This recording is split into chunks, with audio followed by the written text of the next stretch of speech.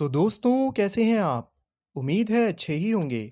दोस्तों हमारी आज की वीडियो का टाइटल है how to tell wild animals, जिसकी पोएट हैं कैरोलिन वेल्स।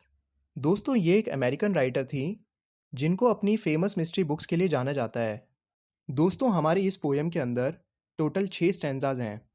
मैं एक एक करके आपको सारे स्टैंजा का एक्सप्लेनेशन देते हुए आगे बढ़ूंगा। तो आइए दोस्तों बढ़ते हैं अपने फर्स्ट स्टैंजा की ओर। If ever you should go by chance to jungles in the east, and if there should do you advance a large and tawny beast, if he roars at you as you are dying, you will know it is the Asian lion.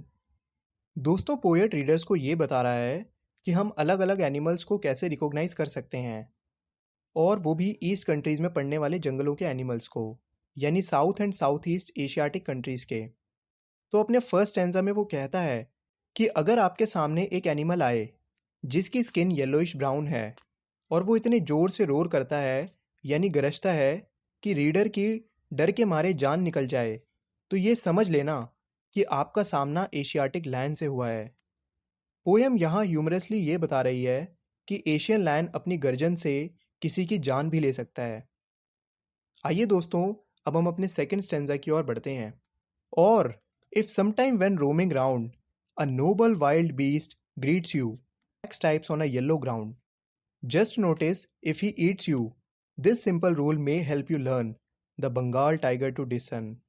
इस stanza में poet कहती है कि एक animal है जो जंगल में अक्सर घूमता है और उसका एक शाही कुल है, यानी वो एक शाही कुल से बिलोंग करता है। उसकी येलो बॉडी पर आपको ब्लैक कलर की स्ट्राइप्स दिखाई देंगी। फिर आगे पोएट कहती है कि अगर आप नोटिस करते हैं कि वो आपको मार देगा और पूरा खा जाएगा, इसका मतलब ये है कि जिसे आपने देखा है वो बंगाल टाइगर है। इन सारी निशानियों को पोएट ने बड़े ही ह्यूमरसली पोयम में प्रेजेंट किया है, जो बंगाल टाइगर के बारे में हमें बताती हैं। आइए दोस्तों अब हम अपने थर्ड स्टैंजा की ओर बढ़ते हैं। If strolling forth a beast you view whose hide with spots is peppered, as soon as he has leapt on you, you will know it is the leopard. 'Twill do no good to roar with pain, he will only lap and lap again. इस stanza में poet कहती है कि अगर आप casually जंगल में घूम रहे हैं और आपको एक ऐसा एनिमल मिलता है जिसकी स्किन पर स्पॉट्स हैं, ये एनिमल इतना फास्ट है कि एक ही बारी में आप पर जंप लगा देगा। उसकी ये जंपिंग इस बात का सबूत है कि ये कोई और नहीं बल्कि एक लेपर्ड है, यानी तेंदुआ। आगे पोएट और ऐड करके कहती है कि अगर आप दर्द में रोएंगे और चिल्लाएंगे तो उसका कोई फ़ायदा नहीं होगा, क्योंकि वो आप पर और छलांग लगाएगा। तो लेपर्ड के कैरेक्टरिस्टिक्स के बारे में ये निशानियाँ पोएट हमें बता रही हैं। आइए दोस्तों अब हम अपने फोर्थ स्टैंजा की ओर बढ़ते हैं। If when you are walking round your yard you meet a creature there who hugs you very very hard, be sure it's a bear. If you have any doubts I guess he will give you just one more केयरएस।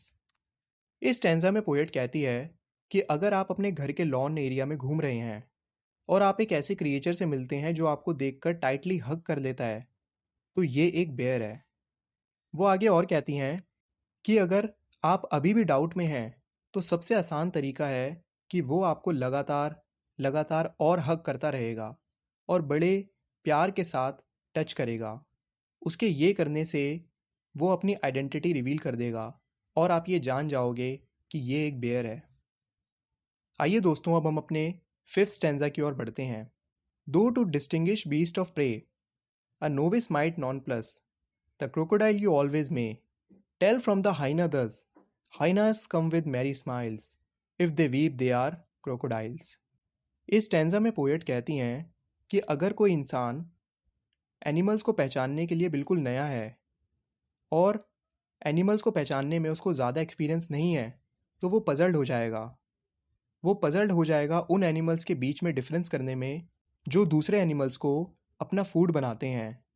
तो इसमें poet उसकी मदद करते हुए कहती हैं कि इन दो एनिमल्स के बीच में डिफरेंस क्या है। तो यहाँ पे उन्होंने दो एनिमल्स हाइना और क्रोकोडाइल के बीच में डिफरेंस बताया है। वो कहती हैं कि हाइना शैतानी हंसी हंसते हुए आती हैं, और वहीं अगर हम क्रोकोडाइल की बात करें तो उसकी आंखों में हमेशा आंसू होते हैं। दोनों ही एनिमल बहुत खतरनाक होते हैं और अपने शिकार को नहीं छोड़ते हैं।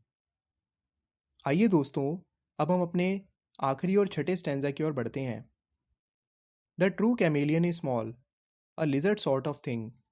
He hasn't any ears at all, and not a single wing. If there is nothing on the tree, this the chameleon you see. अपने आखिरी स्टैंजा में पोएट कहती हैं कि कैमेलियन, जो एक छोटा सा लिविंग क्रिएचर है, बिल्कुल लिजर्ड की तरह दिखता है, लेकिन दोनों में ये डिफरेंस है कि कैमेलियन के कान नहीं होते और विंग भी। आगे पोएट कहती हैं कि कैमेलियन के पास अपना कलर चेंज करने की एबिलिटी होती है, वो भी उस सरफेस के हिसाब से जिस पर वो है। इसीलिए अगर आप एक ट्री देखो और उस पर आपको कुछ ना दिखाई दे, तो ज़रूर कैमेलियन ही उस जगह पर है, क्योंकि वो ट्री के कलर के हिसाब से अपना कलर चेंज कर चुका है। इसीलिए आपको उस ट्री पर कुछ भी दिखाई नहीं दे रहा है। तो दोस्तों, यहाँ पर हमारा आखिरी स्टैंजा भी ख़त्म हो जाता है और इस पूरी पोएम की एक्सप्लेनेशन भी ख़त्म हो जाती है। तो उम्मीद है दोस्तों आपको इस वीडियो का एक्सप्लेनेशन समझ में आ गया होगा। आपसे मिलेंगे अगली वीडियो में, तब तक के लिए देखते रहिए खेल खेल में ज्ञान। Okay, thank you.